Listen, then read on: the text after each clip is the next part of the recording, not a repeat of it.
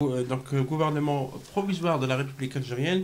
Hier, on a fêté le 60e anniversaire. 60e anniversaire, donc 60 ans plus un jour. Donc vous avez commencé, donc vous avez déjà fait l'introduction de cette interview. Le GPRA n'est pas très connu aux Algériens, il n'y a pratiquement pas de documents, ou rarement de documents. Pourquoi on a tenté de passer même quand on travaille, on a la prétention de faire des recherches dans le domaine de l'histoire. Quand on est, comme mon cas, enfin, on a un pied dans la recherche historique et un autre pied dans la recherche patrimoniale, on peut, je veux dire, même si on sait, on peut ne pas situer tout de suite l'importance d'une date.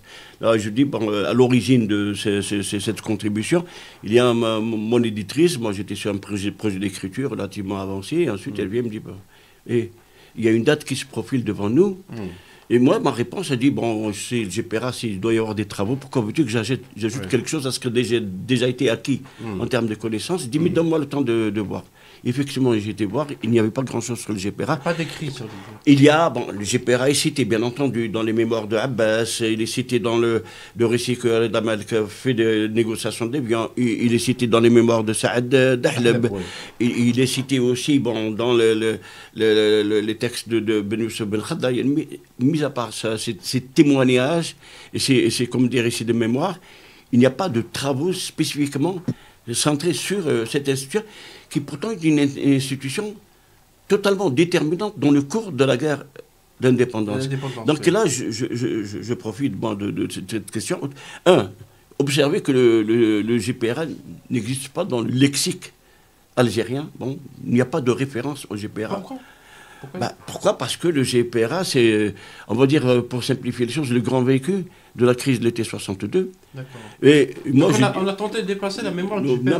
Non, mais il a fallu attendre, et il faut lui en donner acte et reconnaître son mérite. Il a fallu attendre le mandat du président Benjedid, qui a réinstallé une date phare de l'action du GPRA, le 19 mars, dans le calendrier des fêtes légales. Donc c'est bon me dire qu'il a effacé la mémoire de GPRA. De fait, bon, le régime autoritaire qui s'est mis en place au lendemain de l'indépendance a construit une histoire, un imaginaire auquel les Algériens ont été résignés ou comme dire, enthousiastes, auquel les Algériens ont adhéré. Par exemple, bon, jusqu'à présent, on est en 2018, nous sommes à quelques encablures du 1er novembre. On va encore parler de Intifada de Chab el-Jazairi au novembre.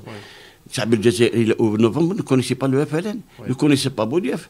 Bon, ceux qui étaient dans les oreilles connaissaient Mosfa Ben Boudi, son charisme. Bon, ceux qui étaient dans la clandestinité connaissaient, c'est Taïeb, connaissaient, c'est le Hakim, connaissaient, bon, c'est Mohamed.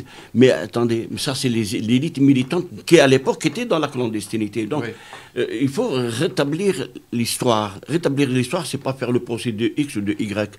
C'est de rapporter les faits, les témoignages, de creuser et en tirer un sens pour rendre intelligible le cours des mutations que connaît notre société. Donc le constat est simple, le GPRA n'existe pas dans le lexique algérien depuis 1962. Et donc, vous me dites,